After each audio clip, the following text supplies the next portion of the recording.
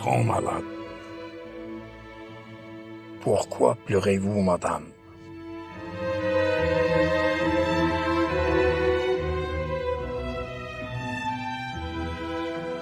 Le jour de la grande visite, il y avait l'adjoint du chef de service d'urologie à la tête d'un groupe composé de quelques professeurs et médecins stagiaires, en plus d'étudiants en médecine.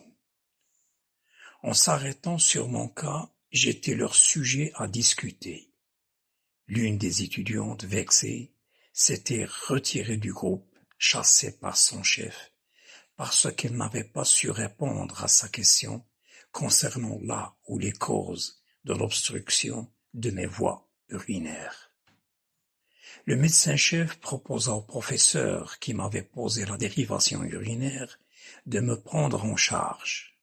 Celui-ci se retira du groupe en baissant la tête et en répétant « Non, non, peut-être parce que j'étais à son avis un vieillard handicapé, athéromateux et souffrant en plus d'un problème urinaire, donc difficile à soigner. » C'était un autre urologue qui s'était porté volontaire à s'occuper de moi, un professeur connu par sa bonté et son grand cœur, tant bien par les malades que par le personnel médical du service.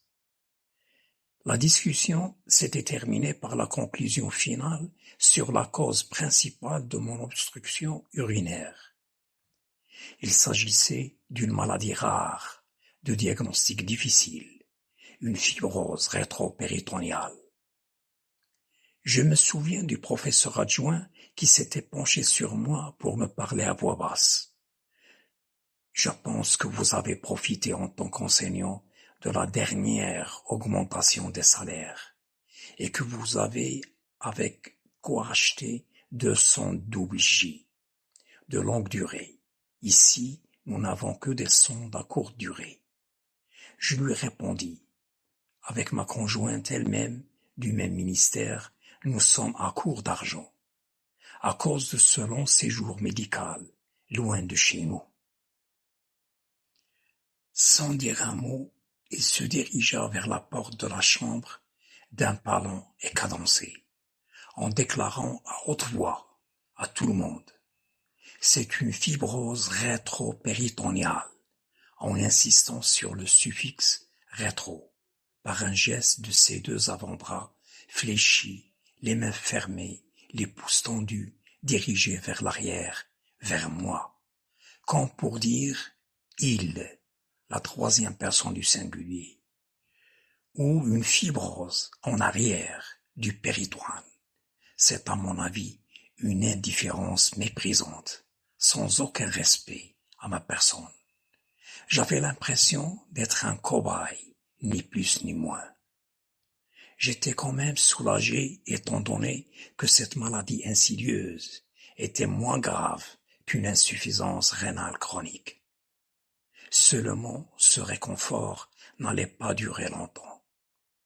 Un scanner était nécessaire pour une analyse plus fine de l'étendue de la fibrose et de ses rapports anatomiques.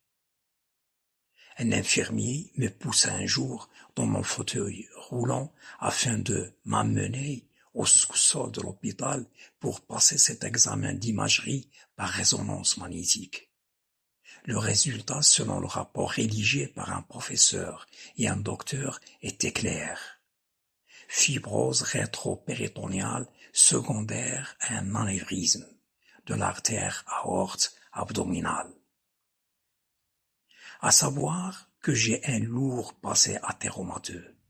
Il m'était donc évident qu'une telle complication se manifesta instantanément. Mon cauchemar terrifiant et permanent depuis ma lecture de ce rapport était le haut risque d'éclatement de mon anévrisme, provoquant une importante hémorragie interne incontrôlable, entraînant mon décès, ou encore une intervention chirurgicale, elle aussi à haut risque, pour placer une prothèse au niveau dilaté de mon aorte. À propos, j'avais toujours gardé à l'esprit ce malheureux souvenir d'un camarade de chambre du service d'angiologie décédé après avoir été opéré une première fois pour emplacement d'une prothèse au niveau d'un anévrisme de l'aorte abdominale, ce qui avait entraîné un arrêt de la circulation du sang dans tout un membre inférieur. 2 ou 3 jours plus tard, une deuxième opération chirurgicale était obligatoire pour lui amputer la cuisse avec la jambe et le pied, devenu nécrosé. Une semaine d'agonie avant de mourir dans des conditions physiques et morales horribles. En expliquant à ma conjointe les risques de mon anévrisme, elle s'était mise à pleurer. Mais qu'importe. Je n'avais pas souhaité lui cacher cette triste vérité. Notre lien était trop étroit pour supporter une quelconque dissimulation. Immédiatement, elle s'empara du cliché et alla chercher le professeur angiologue Srer pour lui demander son avis. Après avoir lu le scan, il l'avait rassurée en lui déclarant « Mes compliments, madame, votre mari n'a pas de problème artériel à ce niveau-là. » Elle revient me l'annoncer. Cependant, je n'avais pas confiance en sa déclaration, à cause de sa conduite impérieuse de vouloir me chasser du service d'angiologie, comme je l'ai cité précédemment. Je me demandais, est-ce qu'il veut seulement se débarrasser de moi en donnant au scanner une fausse interprétation? Ou bien c'est le compte-rendu qui est faux? En tout cas, j'étais dans un état moral désagréable, à cause de ce doute sceptique légitime, mais moins choquant, moins pessimiste que la certitude d'être exposé à une fatale hémorragie interne grave.